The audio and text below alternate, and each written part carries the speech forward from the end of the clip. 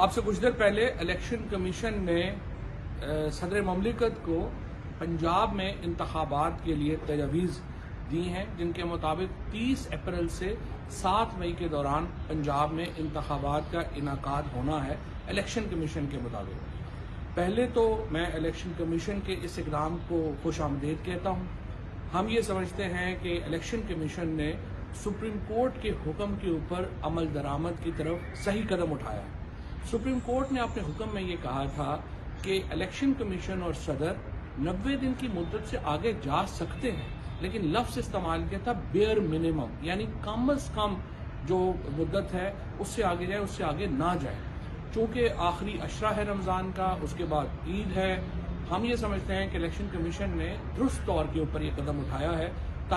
حتمی تاریخ کا فیصلہ صدر مملکت نے کرنا ہے، اور میں پوری قوم کو اور مبارکباد دینا چاہتا ہوں۔ تحریک انصاف کی یہ کامیابی ہے، عوام کی یہ کامیابی ہے، اور سب سے بڑھ کر پاکستان کے آئین کی کامیابی ہے۔